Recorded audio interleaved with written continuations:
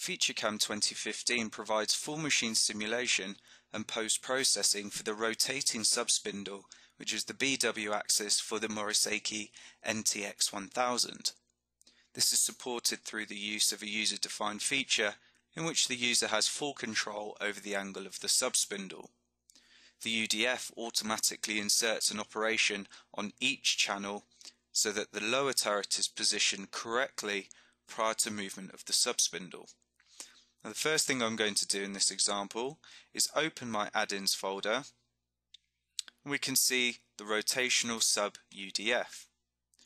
I'm going to open the add-ins area in FeatureCAM and simply do a drag and drop to load in my add-in. If we look within the part view, we can see we have numerous pre-programmed features. On the main spindle we have 3 operations. We have a face, turn and cut off, and on the subspindle we have a face, turn, we have a milling operation and a pattern of drilled holes. Now what we can also see is that we have 3 rotate BW features.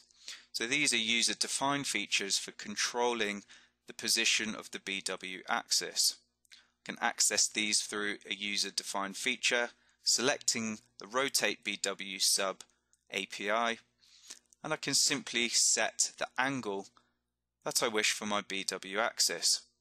So in this case I've already done this. I've set 3 separate angles. I've set an angle of minus 25 degrees, an angle of minus 195 and an angle of 0 degrees. So if we look towards the turret view, we can see our various operations, including the position of our subspindle axis. So here we have the negative 25 degrees. We then have the minus 195, which represents ejecting the part. And prior to the cutoff, we rotate the subspindle back to 0 degrees. If we run a full machine simulation, we can see the relevant operations. So initially our subspindle is at 0 degrees. We have a face and some turning. We then, as we can see, rotate the subspindle to 25 degrees, but prior to doing the rotation, we move the lower turret to a left home position.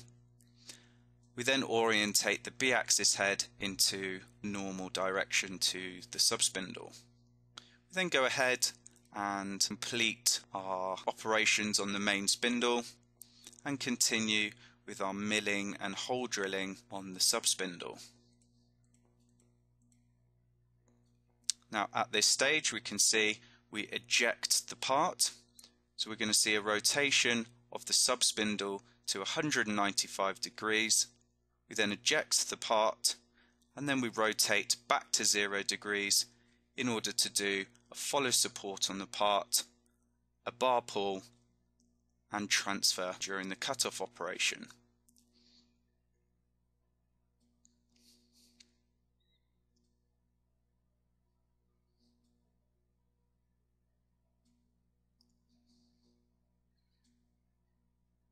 We then repeat the cycle, so I can play through the simulation once again. So initially turn on the subspindle.